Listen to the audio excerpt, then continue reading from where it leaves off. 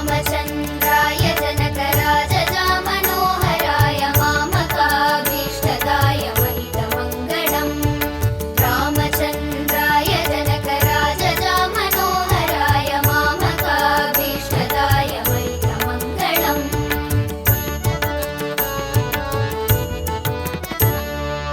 कोसलेशाय मन्दहासदासपोषणाय वासवादिविनुतसद्वराय मङ्गलम्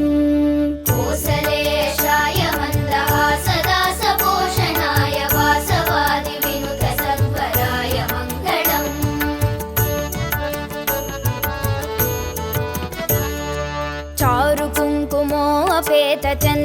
चारुकुङ्कुमोऽपेतचन्दनादिचर्चिताय हारकटकशोभिताय भूरि मङ्गलम्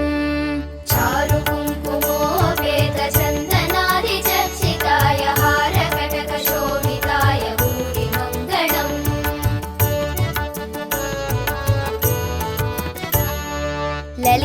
ललितरत्नकुण्डलाय तुलसीवनमालिकाय जलदसदृशदेहाय चारुमङ्गलम्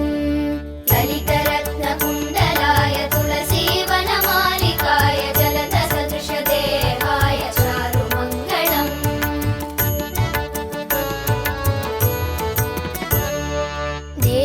देवकीसुपुत्राय देवदेवोत्तमाय भावज गुरुवराय भव्यमङ्गलम् देवकीसुपुत्राय देवदेवोत्तमाय भावज गुरुवराय भव्यमङ्गलम्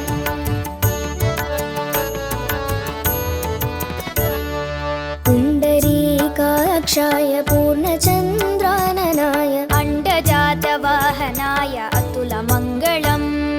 पुण्डरीकाक्षाय पूर्णचन्द्राननाय अण्डजातवाहनाय अतुलमङ्गलम्